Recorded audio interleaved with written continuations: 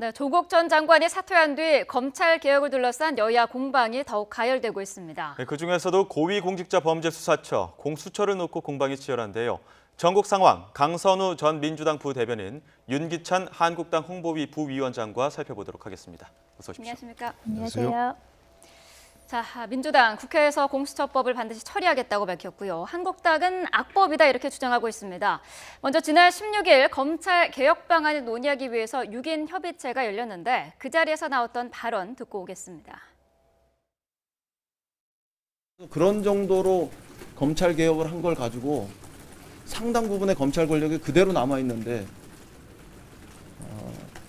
그 공수처 설치가 불필요하다 이렇게 얘기하는 거는 우리는 도저히 이해할 수 없는 거죠. 조국 수사 등에서 드러난 것처럼 검찰을 현재 대통령이 마음대로 할 수 없기 때문에 대통령 마음대로, 대통령 입맛대로의 검찰 기구, 사찰 기구를 만드는 것이 바로 여전히 공수처 부분에 대해서는 약간 좀 생각들이 이견들이 있습니다. 설치에 대한 필요성에 대해서 하냐 마냐의 부분들이 여전히 남아 있는 거고요. 네, 오신환 대표의 이야기처럼 세부 사항이 아니라 공수처의 필요성, 설치하느냐 마냐에 대한 이야기도 논란이 되고 있거든요. 지금 의견이 엇갈리고 있거든요. 어떻게 보십니까? 한국당은 어쨌든 공수처가 필요 없다는 입장이고요. 네. 그러니까 공수처를 설치하자는 이 타당성에 대한 논리가 좀 부족하다. 왜냐하면 검찰의 권한 비대 때문에 공수처가 필요하다는 논리를 피시는데 애당초 검찰이 이런 비대한 권력을 갖게 된 이유가 경찰의 비대한 권력을 분산시키기 위해서 갖게 된 것이거든요. 그래서 원래는 경찰이 수사권과 영장 청구권을 다 갖고 있다가 이것이 남용되고 있다는 이제 판단이 드니까 검찰한테 넘긴 거였어요. 영장 청구권을. 네. 그래서 헌법에 규정하기까지 이른 건데 그러면 앞으로 만약에 검찰이 이렇게 권한이 비대하다고 새로운 기구를 만들면 이 새로운 기구에 기소권과 수사권 다 주겠다는 거 아니에요? 특정 범죄에 대해서는. 그럼 그 새로운 기구에 대한 견제는 어떻게 하느냐. 이렇게 생각을 해봐야 되는 건데 다시 말씀드리면 기존의 반복 대응을 또 반복하지 말고 현재 경찰과 검찰의 수사권과 및 권한에 대한 배분 문제로 이걸 해결하면 된다. 이 법안에 대해서는 이미 국회에 제출이 돼 있어요. 그래서 여기서 논의를 집중해서 해결하면 되는 것이지 공수처를 만들어서 괜한 남용의 오해가 있을 수 있고 또는 검찰이 받고 있던 편파 수사에 대한 우려 이런 부분도 또 일각에서 제기되고 있거든요. 이런 여러 가지 감안하면 굳이 공수처가 긍정적인 역할을 한다고 기대하기보다는 이런 또 수사권 남용, 기소권과 수사권 같이 갖는 이런 비대화 우려 이런 것들도 걱정을 해야 된다. 네. 이렇게 생각합니다. 이 수사권과 기소권을 모두 함께 부여함으로써 비대한 권력은 유지될 것이다. 이런 입장이신데 그런데 그 공수처 법안을 보면은 수사권과 기소권에서 어느 정도 미세한 조정 차이가 있지 않습니까? 그런 부분들도 설명을 해주시죠. 지금 이제 현재 민주당에서 백혜련 안이라고 불리는 안과 그리고 바른미래당 권은희 안의 내용과 아니면은 처장을 임명하는 그 내용이 조금 상반되는 부분이 있습니다. 네. 권은희 의원 안 같은 경우는 이제 대통령의 어떤 권력을 좀 남용하는 것을 좀 방지해 보고자 그 처장의 임명을 국회 동의를 받아야 된다는 그런 안이 나와 있습니다. 그리고 기소권 관련해서도 기소심의위원회를 따로 두자는 것이죠. 그래서 기소권 남발에 대해서 어느 정도 좀 견제를 해보자 그런 안이 나와 있는 것이고요. 그리고 민주당 안은 여러 가지 면에서 비슷합니다만 이제 그 처장을 임명하는 것, 대통령에게 임명권을 주자는 것과 그리고 기소를 할 수 있도록 기소권을 주자. 이제 그게 가장 큰 차이인 것 같은데요. 저는 그 부분에 있어서 서로 이견이 있거나 아니면 차이점은 충분히 논의를 통해서 좁혀갈 수 있지 않을까라는 생각이 듭니다. 네. 근데 다만 지금 현재 자유한국당의 입장은 공수처 자체가 필요 없다는 입장이지 않습니까? 저는 그 나온 우려는 이해를 합니다만 공수처 자체를 그럼 논의하지 말자 필요가 없다. 거기에 대해서는 좀 반대를 하고 싶습니다. 이 공수처 설치라는 것이 지금 현재 윤석열 검찰총장이 조국 일가를 수사하기 때문에 나오는 안이 아닙니다. 공수처에 관한 논의는 1996년부터 시작되었거든요. 그러니까 20년이 넘게 지금 논의가 되어 왔고 그리고 자유한국당의 전신인 그 이회창 대표도 그 공수처와 같은 그런 기능을 하는 그런 기구가 필요하다는 이야기를 논의해 왔었습니다. 그래서 이게 갑자기 나온 논의도 아니고 갑자기 나온 안도 아니다. 그리고 공수처라는 것이 고위공직자를 물론에 관한 비위를 수사하는 그런 기구이긴 하지만 그 바탕은 검찰 권력을 좀 견제를 해보자는 것이거든요. 그렇다면 공수처는 누가 견제를 하느냐? 검찰이 또 견제를 할 수 있게 돼 있습니다. 서로 상호 견제를 하자는 것인데 그렇다면 검찰에 비대한 권력을 줄이는 방법 중에 검경 수사권이 있다. 좋은 방법이죠. 저는 그것과 함께 공수처도 같이 갈 수밖에 없다는 생각이 드는 것이 그 판사 검사 같은 경우는 불기소율이 거의 90%가 넘습니다. 지금 현재 상황이.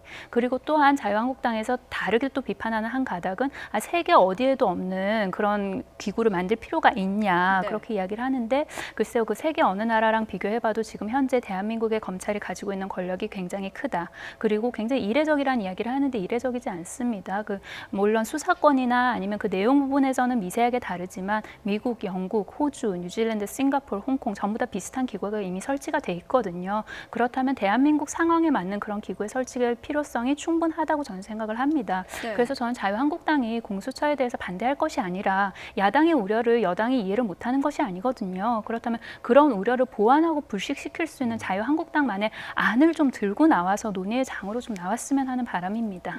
제가 하나 좀 보태고 싶은데 네.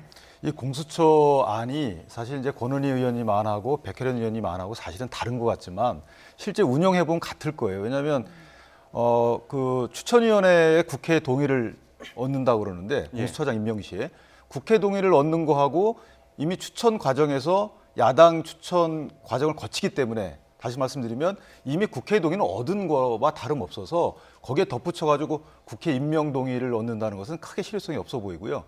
기소심의위원회도 지금 대검찰청에도 있어요. 있는데 그것이 어떻게 효과를 발휘할지는 사실은 운용의 묘에 달려 있다. 그래서 네. 이거를 임명권자가 의지가 어떤지에 달려 있기 때문에 좀 불안한 제도다라는 거하고 또 하나는 검찰 권력을 분배하는 방법이 수사받는 사람에 따라서 수사기관이 달라진다는 것은 되게 이례적인 거예요. 무슨 말씀이냐면 범죄를 범한 분이 어떤 직위에 있느냐에 따라서 수사기관이 달라진다.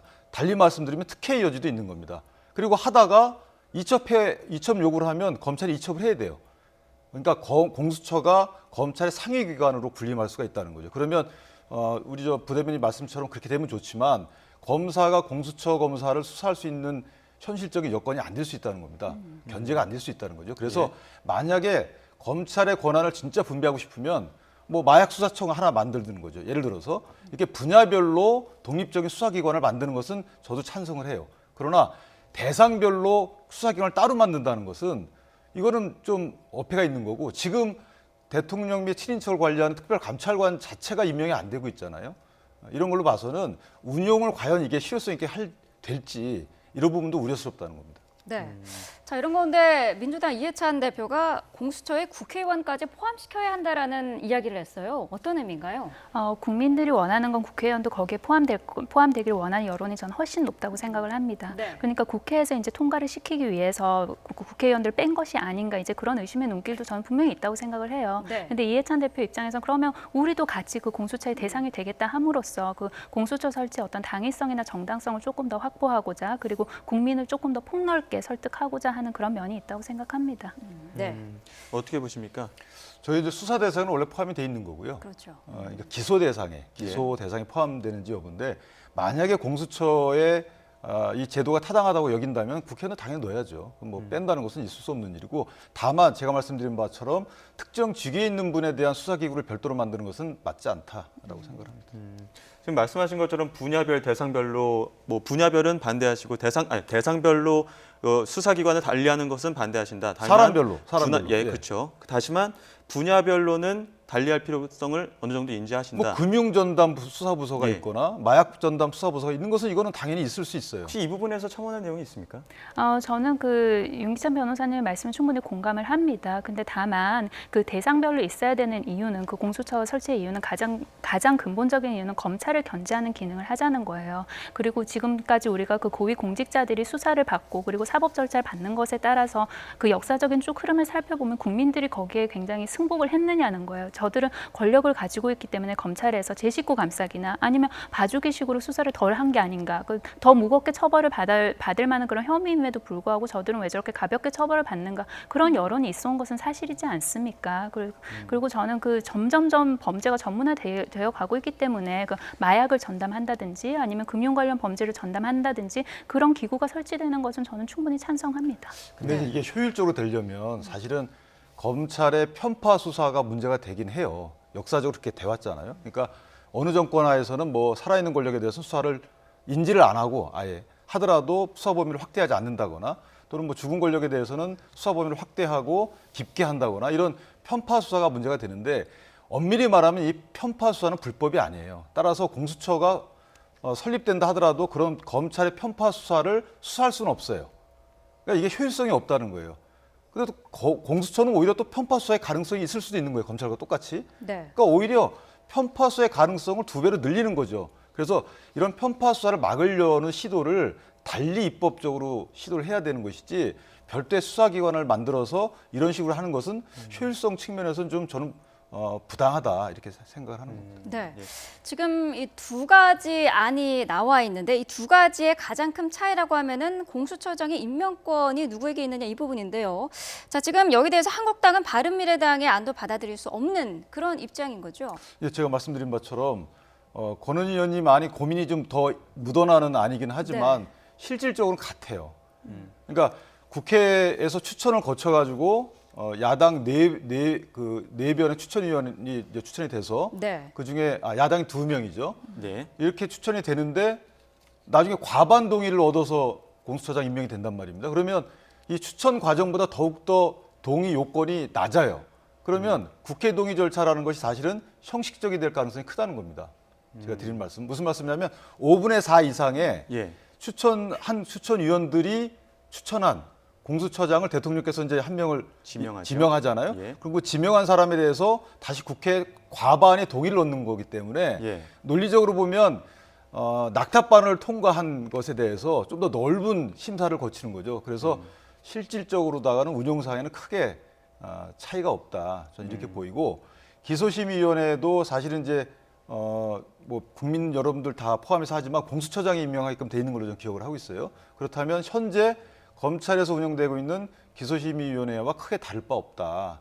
그래서 물론 지금 현재는 이제 뭐 전수가 기소심의위원회를 거치는 건 아니지만 어찌됐든 형식적인 기구로 전락할 소지가 있기 때문에 예. 큰 차이가 없다라고 생각을 합니다. 지금 네. 윤기찬 위원장님 말씀 그림처럼 보시는 것처럼 추천위가 지금 7명으로 구성이 되어 있는데 야당 몫으로 2명밖에 없기 때문에 추천위 구성 자체로도 이미 좀 불합리한 측면이 있다 이런 말씀이신 거죠? 그런 측면도 있고요. 추천위원회에서 저렇게 구성을 합니다. 그럼 예. 추천위에서 추천을 2분을 합니다. 예. 그럼 그 2분 중에 대통령께서 한 분을 이제 지명을 그렇죠. 하죠. 지금 이제 7명 중에 6명 이상이 동의를 하면 2명을 임명을 하고 그 2명 중에 대통령이 지명을 하는 그렇죠. 식이죠. 그런데 예. 그 지명한 이제 그 지명 받은 분에 대해서 국회가 동의 절차를 거친다는 건데 예. 저렇게 낙탑반을 통과한 분에 대해서 재적용 가반, 출석용 가반의 동의 절차라는 것이 굉장히 더 넓어졌다는 거죠. 그러니까 형식적인 절차, 견제가 안 된다는 겁니다. 예. 그런 말씀을 드리는 겁니다. 네.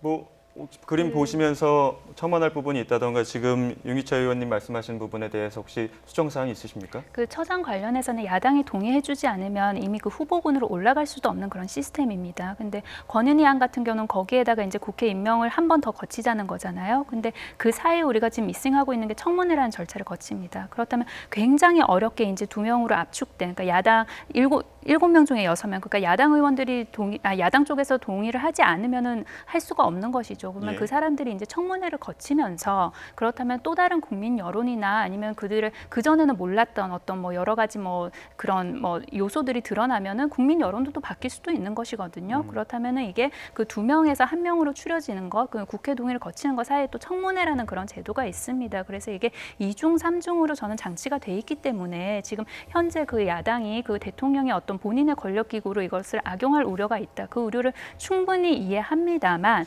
여러 가지 견제 장치가 있기 때문에 일단 공수처를 설치를 하고 그리고 권은희 아니든 백혜련 아니든 서로 합의를 해서 그 운용을 해가면서 또 우리가 더 보완하고 그럴 점도 더 드러나지 않겠습니까? 그래서 자유한국당의 우려는 이해를 하나 그 우려를 가지고 저는 안을 만들고 오시라. 그러면은 협의가 되지 않겠습니까? 그래서 그 출발점에 좀 같이 좀 서주셨으면 하는 그런 바람입니다. 제가 저 추천위 구성 관련해서 한 말씀만 더 올리면 저렇게 야당 몫이 2명이기 때문에 7명 중에 사실은 이제 5분의 4니까 6분 이상이면 추천이 되는 거란 말입니다. 그러니까 야당 의원이 2명이니까 야당이 반대하면 추천이 안 된다라는 논리를 펴고 계신데 여당 측에서는 야당의 구성이 사실은 좀 우려스럽다는 거죠.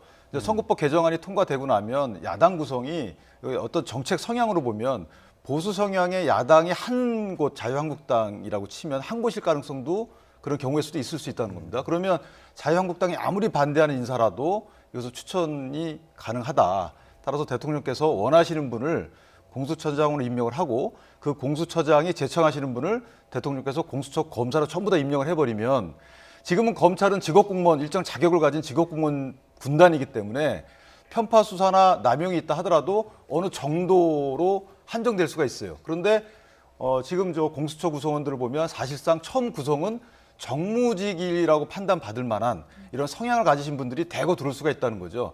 그래서 처음 시작하는 단계에 그런 정치적 편향성, 그다음에 공수처가 발족한 뒤에 또 다른 비대화 논란 이런 것들을 다 감안하면 굳이 공수처를 통해서 검찰 권한 분배를 해야 되느냐 이런 데 기본적인 의문을 갖고 있는 겁니다. 네. 자, 공은 이제 국회로 넘어간 상태인데요. 오늘 여의도에서는 5시부터 촛불 집회, 시민들이 취하는 촛불 집회가 이제 열릴 예정이고요. 오늘 오후 1시부터는 광화문에서 한국당이 주도하는 집회가 열렸습니다. 자, 한국당의 장외 집회를 두고 여야가 또 부딪혔는데요. 관련 발언 먼저 듣고 오겠습니다. 관제 데모를 열어 여론을 호도하는 것은 군사 정권의 유산입니다.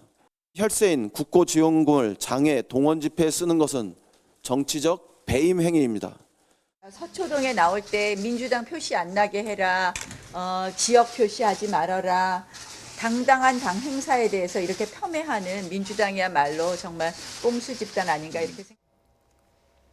네. 자, 오늘 광화문 집회는 황교안 대표의 의지가 강하게 반영됐다고 하는데 황 대표가 오늘 이 집회를 밀어붙인 이유가 뭘까요? 저는 일단 대통령께서 조국 장관을 사임을 받아들이시고 나서 그다음에 이제 하신 말씀 중에 결과에 대한 유감 표명을 하셨어요. 이렇게 오게 돼서 국민의 갈등이 일어났고 유감스럽다라는 취지의 말씀을 하셨는데 원인에 대한 판단 내지 원인에 대한 규명 그에 따른 사과 또는 국민에 대한 어떤 메시지 이런 것들이 전혀 없으셨다는 거죠. 그래서 정의 및 인사 실패에 대한 분명한 입장을 밝혀주셔야 되는데 그렇게 안 하시게 되면 국민한테 주는 메시지가 없는 겁니다. 인사가 국민의 공정에 대한 욕구를 어떤 건드렸다 이런 부분에 대한 메시지가 없었고 그다음에 경제정책장관 회의에서도 말씀 주셨지만 경제정책 기조 변화 없고요. 외교 기조 변화 없고 대북한 정책 기조 변화 없어요. 그러니까 전반적인 정책 기조에 대해서 그 많은 국민들이 조국 장관 한 분 물러나라고 일어났겠습니까? 기존에 있었던 경제적인 여러 가지 정책 실패 또는 외교 안보에 대한 불안 이런 것들에 대해서 어떤 메시지를 보낸 거예요, 국민들은. 그런데 대통령께서는 그에 대한 답을 안 하셨기 때문에 답을 달라는 취지의 집회다 이렇게 판단하시면 될 것 같습니다. 지금 뭐 조국 장관 사퇴 뒤에 이러한 집회가 동력이 약해졌다 이런 우려 혹은 또 지적도 나오는데 한국당의 장외 투쟁, 이 황 대표 바람대로 지지율 상승에는 어떻게 도움이 될까요? 지지율 그래서 뭐 황 대표의 내심은 저희가 뭐 알 수는 없지만 지지율 상승만을 기대하고 이 집회를 추진했다고 보지는 않고요. 예. 왜냐하면 대통령께서 어떤 학습 효과를 주셨어요. 야당이 기존에 여당과 청와대에 그렇게 대화하자 국정 파트너를 인정해달라고 수많은 요구를 했는데 저희 입장에서는 단 한 번도 국정 파트너의 대접을 받아본 적이 없습니다. 이게 대접의 문제가 아니고 정책에 그렇게 한국당의 목소리가 반영된 정책이 나오질 않았어요. 그런데 저렇게 집회 이후에 대통령께서 조국 장관의 사의를 받아들이셨기 때문에 예. 이게 어떤 효과가 있다. 한국당이 추진하는 각종 정책에 대해서 여당이 이걸 봐주는구나라는 학습 효과도 있는 겁니다. 그래서 정말 여당이 국회 내에서 문제 해결을 원한다면 진심 어린 또 효과 있는 국정 파트너로서의 인정을 해줘야 돼요. 그런 절차가 선행이 되고 나서 나가지 마라 이렇게 말씀을 주셔야지 무작정 국정 파트너 인정도 안 하시면서 나가지 마라 이렇게 말씀 주시는 것은 견제하지 마라. 야당도 저걸 포기해라. 이런 거와 다름없어요. 네. 예. 어떻게 보십니까? 오늘 집회에 대해서 좀 말씀해 주시죠. 저는 우선 집회 관련해서는 광장은 시민의 몫과 그리고 시민단체의 몫으로 남겨놔야 된다고 생각을 합니다. 네. 그 제1야당 공당이 그 당 원외 위원장들을 대상으로 400명, 300명씩 동원을 하고 그리고 사진을 찍어서 뭔가 남겨라. 그런 전 지침을 내린 것은 상당히 유감이라고 생각을 합니다. 그리고 조국 장관이 사퇴를 하지 않았습니까? 그 기존에 있었던 광화문 집회에서 가장 많이 나왔던 목소리가 조국 장관 사퇴였어요. 그래서 저는 자발적으로 나오시는 분들은 이제 상당히 줄었다. 왜냐하면 본인들이 이제 원하는 것이 이제 일단락이 됐으니까요. 그 대통령이 조국 장관 사임을 받아들이신 것도 저는 굉장히 큰 메시지고, 그리고 거기에 더해서 송구하다는 말씀을 여러 차례 하셨어요. 그렇다면 그 이상, 그 조국 장관 사태에 관해서 그 이상의 어떤 메시지를 워딩으로 낼 수 있을까? 저는 거기에 대해서는 의문이고요. 그리고 그보다 더 한 단계 더 높은 메시지는 이제 앞으로 펼칠 어떤 정책이나 행보로 저는 충분히 메시지를 주실 수 있다고 생각을 합니다. 그 문재인 정부의 경제 정책인 포용 성장인 것이죠. 그렇다면 포용 성장은 경제 주체를 전부 다 포용한다는 거예요. 그러니까 배제하는 경제 주체가 없다는 것이죠. 기업도 경제 주체고 서민 경제도 경제 주체이고 모든 것을 다 포용해서 나가겠다는 그런 경제 메시지고요. 그리고 그 이후 경제 행보가 굉장히 많았습니다. 대통령의 경제 행보가 생각해 보시면. 그래서 거기에도 상당한 메시지가 있는 것이고요. 그리고 외교 정책 관련해서는 기존의 그런 사강 외교 중심에서 더 확장시키겠다는 거 아닙니까? 신남방 정책, 신북방 정책 지금 펴고 있지 않습니까? 그리고 앞으로 다자 외교 무대 행사도 많이 남아 있고요. 그렇다면 거기에서 평가를 하면 되는 겁니다. 야당은. 그리고 야당이 비판할 부분 비판해야겠죠. 견제할 부분 견제를 해야 하고. 다만 저는 황교안 대표가 왜 저렇게 장외 집회에 저렇게 계속해서 신경을 쓰고 장애로 나가시려 하는지 저는 굉장히 의문이에요. 그게 개인적인 성향 탓인지 아니면 본인이 뭐 저 장애 집회로 나가서 자유한국당이 얻어오는 이득이 굉장히 많다는 그런 판단을 하신 건지는 저는 모르겠지만 뭔가 좀 한 발짝 떨어져서 봤을 때 지금까지 자유한국당의 장애 집회를 떠올려 보면 실언이 굉장히 많았거든요. 그리고 국민의 목소리, 국회에 돌아가서 일하라는 목소리가 오히려 더 높았던 걸로 저는 기억을 합니다. 그래서 자유한국당에서 그러지 않았습니까? 장애 집회만 하는 거 아니다. 우리 국회 내에서도 일을 하고 있다. 글쎄요, 그 선언적으로 우리가 국회에 있다. 그리고 물리적으로 우리가 국회 내 공간에 있다는 것이 국민들이 원하는 국회에서 일을 하라는 모습일까? 정말로 일을 좀 하라는 것이거든요. 그 입법하고 시스템화 하라는 거거든요. 그래서 그 목소리를 조금 더 귀를 기울이셔야 되지 않나 그런 생각을 합니다. 네. 자, 그럼 이번에 국감 상황도 한번 또 이주의 이슈도 살펴보도록 하겠습니다. 대검찰청 국정감사 중에 윤석열 검찰총장의 답변이 또 파장을 낳고 있습니다. 이철희 의원이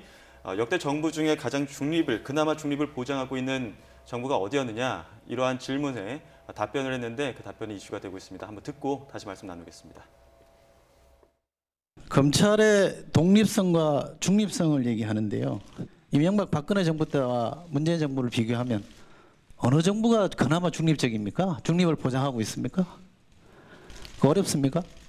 이명박 정부 때 중수부 과장으로 특수부장으로 한 3년간 특별수사를 했는데 대통령 측근과 이런 분들을 구속을 할 때 별 관여가 없었던 것으로 상당히 쿨하게 처리했던 기억이 나고요.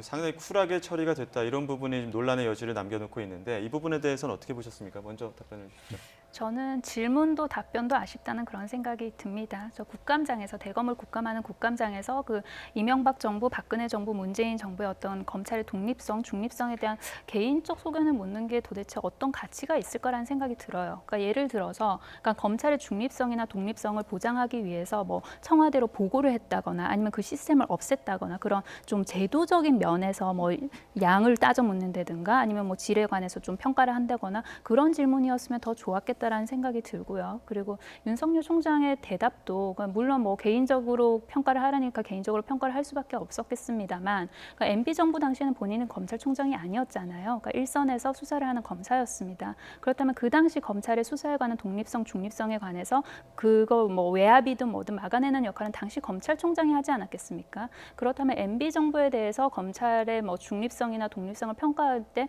본인은 검찰총장의 외압을 막아내고 본인이 일선 검사로서 얼마나 이렇게 수사를 자유롭게 할 수 있었느냐 거기에 기반해서 평가할 수밖에 없지 않겠습니까? 그런데 마치 본인이 그 경험한 어떤 단편적인 경험이 MB 정부 전체의 그 검찰의 중립성이나 독립성이 좋았다. 그 당시 굉장히 잘 보장이 됐다는 것처럼 들리도록 한 답변은 저는 굉장히 아쉽다는 생각이 들고요. 네. 그리고 이례적으로 그 검찰 쪽에서 입장을 또 냈죠. 그 답변이 잘렸을 뿐이다. 네. 이렇게 중간에 더 이상 말을 못했다고 이야기를 했는데 저는 개인적인 어떤 소회를 묻는 것, 개인적인 느낌을 묻는 질문도 그리고 또 개인의 어떤 단편적인 경험에 기대서 그 정부를 평가한 대답도 둘 다 아쉽다는 생각이 듭니다. 네. 얘기가 끊겼다는 게 이제 대검의 해명인데 여기에 대해서 한국당이 또 민주당이 윤 총장을 흔드니까 대검이 해명을 했다 이렇게 비판을 했습니다. 여기에 대해서 어떻게 보시나요? 대검 차원에서는 그렇게 말할 수밖에 없겠죠. 왜냐하면 그렇게 총장이 말을 그 정도까지만 하고 가게 되면 오히려 중립성에 또 뭐 의문을 제기하는 분들이 계시기 때문에 제 생각은 부위원장님 말씀처럼 좀 질문과 대답이 다 부적절했다고 보고요. 중립성과 독립성 부분은 사실은 제도적으로 확보되기 어려운 겁니다. 이것이 오랫동안 간행이 쌓여서 사실은 권력자의 의지가 뭐 검찰에 대해서 뭐 하명 수사나 여러 가지 뭐 요구 이런 것들을 안 한다는 의지가 일단 작용해야 되는 거고 검찰 입장에서도 스스로 권력자의 의지가 없다 하더라도 스스로 인사권자의 눈치를 보고 어떤 정치 권력에 따라서 수사 범위를 확대하거나 줄이거나 이렇게 하지 않는다라는 이런 의지의 문제가 사실은 중립성의 주된 그 확보 대책이에요. 예. 따라서 제도적으로 해결하기 어려운 부분이기 때문에 이 부분은 계속 검찰을 오히려 용기를 주게끔 칭찬해가는 과정이 필요한 부분입니다. 이렇게 해가자.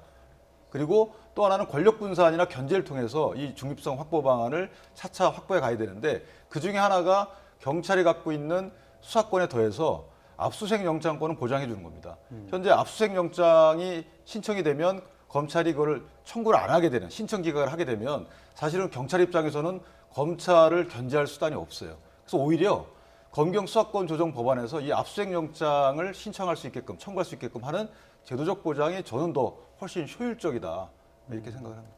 예, 다른 어떤 검찰 개혁 혹은 공수처 그 개정 법안에 대한 다른 해안까지 들어봤습니다. 지금까지 강선우 전 민주당 부대변인 그리고 윤기찬 한국당 홍보비 부위원장과 이야기를 나눠봤습니다. 오늘 말씀 고맙습니다. 고맙습니다. 감사합니다.